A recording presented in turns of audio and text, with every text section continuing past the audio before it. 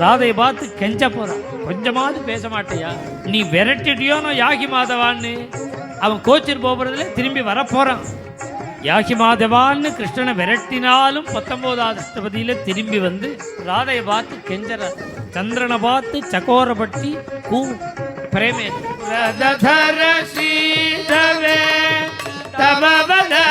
சந்திரமாயா.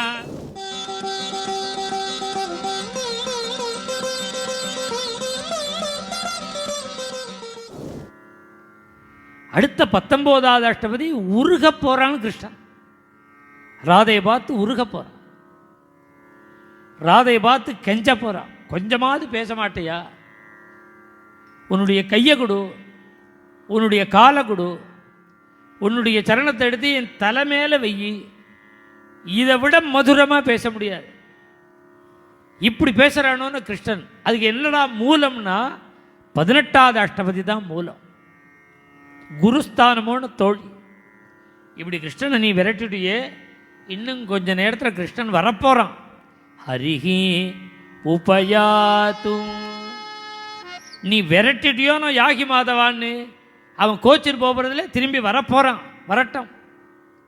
வதத்து பகுமதுரம், ரொம்ப இனிமையாக பேசட்டும். குரு சொல்லிவிட்டாரோன்னு உடனே பகவான் வரப்போகிறான். 19வது அஷ்டபதி வந்து ரொம்ப இனிமையாக பேசப்போம். வதசி யதி கிஞ்சிதபி தந்தருச்சி கௌமுதி ஹரது தரதி அதிகோ புரதர சீதவே தவ வதன சந்திரமாயா ரோச்சயது லோச்சன சகோரு பிரியே चारुशीले चारुशीले मुंच महिमानु अनिधानु सपति मदनानो दगति मम मानसु येहि मुख कमल मधुबानु चारुशीले चारुशीले वदसि यदि किंचिदपि. யாகி மாதவான்னு கிருஷ்ணனை விரட்டினாலும் 19வது அஷ்டபதியில் திரும்பி வந்து ராதையை பார்த்து கெஞ்சறார்.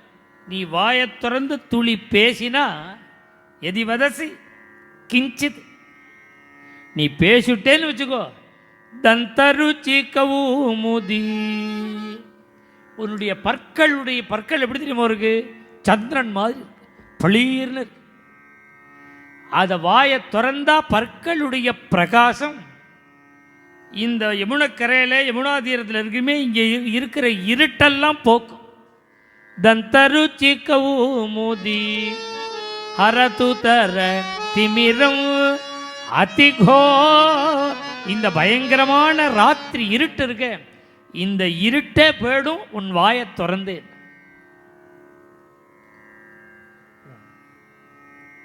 ஸ்புரத் அதரசீதவே தவ வதன சந்திரமாயா ரோச்சயது லோச்சன சகோரும். என்னுடைய கண்கள் சகோரபட்சி மாதிரி, உன்னுடைய திருமுகம் சந்திரன் போல இருக்கு. சந்திரபட்சிய சந்திரனை பார்த்து சகோரபட்சி கூவும் பிரேமேல. அதுபோல உன்னுடைய திருமுகத்துக்கு ஏங்கிற சகோரபட்சி நான் அப்படிங்கிறா கிருஷ்ணன். தவவதன சந்திரமாரோச்சயது லோச்சன சகோரும் சத்தியமேவா முஞ்ச மயிமானம். என்கிட்ட உள்ள கோபத்தை விட்டுடு. என்கிட்ட ஏன் நீ தேவையில்லாமல் கோச்சிக்கிற? கோபத்தை விடு.